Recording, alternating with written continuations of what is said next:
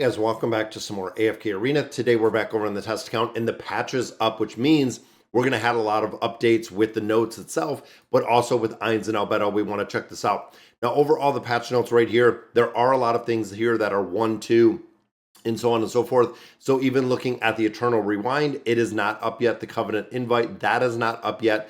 But we do have the new beast, the Joyous Roamer. So let's hop over, check out this new beast before we look at Ainz and Albedo. And he looks like a baby dragon. I do love how they made him the Joyous Roamer. So he almost looks like what we've seen before with Talisman. He looks like the festive, the New Year's dragon. Really cool looking. Let's run through these skills and abilities, see exactly what he does. So very basic, when an allied hero suffers an energy reduction effect, which we know a lot of players or a lot of heroes now do that, a jinx will be generated near the target. Joyous Roamer will move to the jinx and destroy it, launching a fireball at the source of the energy reduction effect. So this is specifically going to target those heroes like the Awakened version of Shamira, or even thinking of Lady Simona, dealing damage and stunning them, but that's dealing damage at 200% of the Roamer's attack rating and stunning them. So they are going to get crowd controlled if they use energy reduction events. That is pretty cool. Every time a jinx is generated, the Joyous Roamer gains extra beast energy. I don't see every 5 seconds. There we go. Triggered one time every 5 seconds. I was going to say I didn't see a cooldown before I expanded it. That is kind of cool. Upon using the skill, the Joyous Roamer will summon 5 lanterns in the air, which lasts for 10 seconds. Each lantern gains immunity, preventing energy recovery that enemy hero trying to apply on allied heroes. So literally, you're going to shut down the hero's energy reduction in its entirety. Lanterns will explode and disappear after the effect is triggered or they expire. Whenever a lantern explodes, it increases the attack rating of all allied heroes by 10% for 8 seconds, or a maximum of 5 stacks. So if you have someone who is doing a lot of energy reduction, that is going to be huge. That is going to add a lot of damage on there. After destroying 3 jinxes, the Joyous Roamer will transform, increasing its body size every time the passive effect is triggered. Fireballs will be launched at 2 more targets. We're going to have to see exactly where this beast comes in for the damage aspect of it. The more energy reduction an allied heroes suffer, the stronger that jinx generates. After the Joyous Roamer destroys the jinx, the damage and stun of the duration of the fireballs will be increased, so he's getting stronger. For a certain number of jinx generated, the Roamer will provide a lantern shield to several heroes. While the shield is in effect, it grants immunity to effects that prevent using ultimates. Wow. Immunity to effects that prevent using ultimates that enemy heroes try to apply on shielded heroes.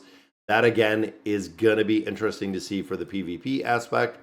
At the start of battle, the Joyous Roamer used the Warden of Misfortune once without spending any beast energy. That is pretty cool. So using the ultimate ability right off of the bat before we do anything else with that. Pretty cool. Pretty cool beast. And like I said, the look of the beast, that is really cool as well. Now I have the patch notes over here. So we got the Joyous Roamer in there.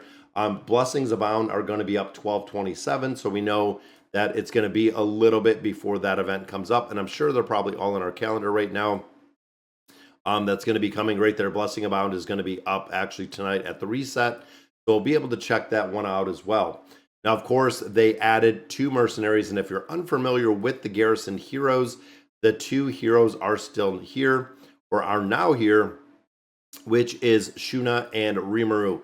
Now, we have been waiting for these, and I know players have been waiting a crazy amount of time to get Shuna and Rimuru, and they both are here. They both are now available to get within the Garrison. So if you didn't have a chance to get the Dimensional Heroes before, now you can go ahead and pick them up as of today. Volta Time is coming with a brand new season. We've already seen that. And then, of course, there is a new voyage for the Beast. Now, remember with the new voyages do yield a very high amount of resources. So make sure you're going in here. Kind of odd, it doesn't show a name there, but the icon of Eternal Winter. Now, you'll notice there are really 2 parts to this event as you're going through and farming this. One is the chests or the stars that you get within here to unlock Stargazer Scrolls, to get time emblems, to get some engraving mats. Definitely want to go in here and get all 33 of your stars within this game mode. But in addition, when you're going through here, you can see you get a lot of baits in here as well as diamonds. In this mode or this part, the beast rearing, is limited. It is only for 27 days, 28 days, I think, in total. Once it is gone, it is completely gone. You're not going to have the ability to get anything in here. And then, of course, the bundles, you do get some free bait out of here. Definitely want to be picking that one up. And usually there is an exchange as well. I'm not sure. It should be up in the events. There we go. The new beast. That is the event. Beast rearing, which we just look at. Limited time exchange. Now, a lot of players say this isn't worth doing the exchange, but honestly, when I can go in here and I can pick the new beast if I don't have it and I don't have any secret spice, I don't even have to worry about summoning it because I can exchange here, get the beast at resonance 18, and then be completely done. I don't have to worry about anything else over here on the test server, but I do like the design and the build of the new beast. Now, of course, we do have another epic legendary venture that just came up. I think we just finished one. I think one literally just ended, which was the Lost Star. And then, of course, we have the Awakened version of Aziz, the Nightmare Infinium. So this one is going to be up as well that you can go ahead and run through. So we know that Epic Adventure is up. Nightmare Corridor changed a little bit. Misty Valley is coming back. The Tower updates. And then the Pure White Devil, Ainz and Albedo, the Magical Caster are up. So I want to do this a little different. I want to actually go ahead and split screen this. I opened up a second essence of BlueStack. So let me hop out of here and you'll see, let me minimize this. So this is the original. This is the original. And you know what? Let me drop this into full screen mode. We'll go ahead and swap this out. So I want to see kind of a side-by-side comparison of what these heroes do look like. Now remember, the one on the left is the original. Now, if we looked yesterday, Ainz's ability or combat rating was 380. As you can see on the test server, it goes up to 411.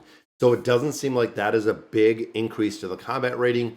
But overall, when you start adding everything onto this hero, that is a very, very significant increase in the combat rating. I'm even seeing where new heroes come in. But let's run through where these skills are in. So falling down, you can see the original version on here. 460 with 500 energy, up to 580. Now it has been bumped to 500 and up to 600 of the attack rating. So not only is the combat rating going up, but in addition, his abilities or the skill damage, the multiplication factor is going up as well. All life is death is the same one. Then looking at the Master Caster, this one again significantly went up in the increase. 240, 210, 180, 270, 220, 200. So again, getting a buff across the board. Even looking at Greater Thunder or Maelstrom down here, getting a buff with that as well. Steady Preparations, which of course increase the damage he is going to do. And again, looking at this, there's just a buff across the board. Shield goes from 40% to 60%. Then energy goes, the attack goes to 6 instead of 4, and then 8. Defense stayed the same, but even looking down here, you can see attack increased by 7% per second. This goes to 10% per second, and then defense is still at 12. So overall, just going to get a much, much stronger version of Ainz.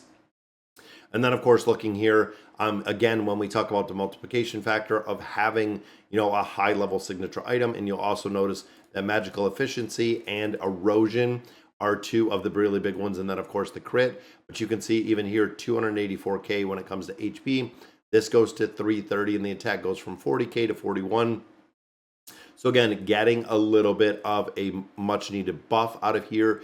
Even the ultimates at a 30 and a 60 goes to 35 and 70. So the ultimate skill falling down deals extra damage up to 70% more damage, which again is kind of crazy. If you guys were around when Ainz was released, he was just super, super broken when it came to the damage that he puts out. So essentially, they just literally buffed him kind of across the board, which is cool. He's going to make a big comeback, guys. This hero was so pivotal when it came to the damage that the hero was putting out. Then, of course, we had the counterpart, which was Albedo, and doing the same, guys, 379, so even a little bit lower combat rating, going to 411 as well. This, again, is going to make a big difference, again, upping some of the damage. Not really too worried about Albedo's damage. Nobody ever was. The big thing with Albedo, you can see getting shields are actually the same right there. But definitely doing shield value goes up a little bit from the attack rating there. And then, of course, down here, it is a little bit higher of the attack rating. Like I was saying, she really doesn't do a lot of damage. and it was never about the damage that Albedo did. It was about the signature item. This is where the hero really shined, was the ability to buff. And I want to see if they buff this up as well.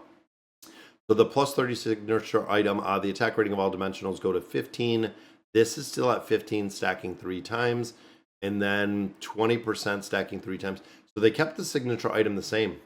It seems like this one did not change with her in the signature item, which of course, if you're making stronger heroes, this is going to have, again, a much stronger impact of the hero itself, just for the simple fact that the hero you're buffing is a lot stronger. Let me see if they changed anything with this one either. Nope, looks like it's the same. Now this, of course, works hand in hand with Ainz. When he dies, or the first ally except Ainz dies during the enraged state, she keeps him alive, which is the reason why we really do love them together.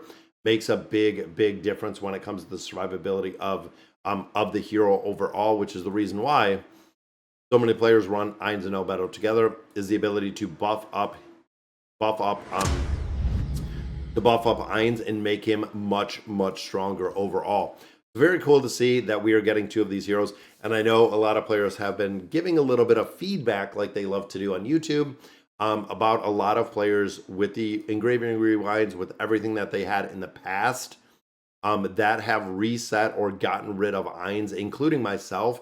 I removed the engraving rewind. I engrave rewind Ainz a long time ago, which I believe they're just getting a buff. I don't think fundamentally there's going to be any change to the hero itself as far as the ones on the classic server that already have Ainz and Albedo built.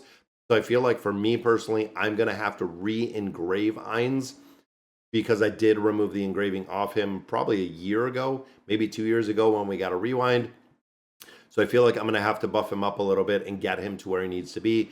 PvP, he was really huge. When it came to campaign, when it came to formations, he was very similar to like the Awakened version of Belinda, where he just literally destroyed everything within the game modes, and it was very hard, and he was the best in slot PvP because of this skill right here. Increases enemy current health loss to 55% of the current. If you got heroes down, it pretty much just nullified the entire team, which is kind of crazy. But guys, that's going to do it for today's video. Let me know in the comments what you guys think, and as always, thank you guys for watching.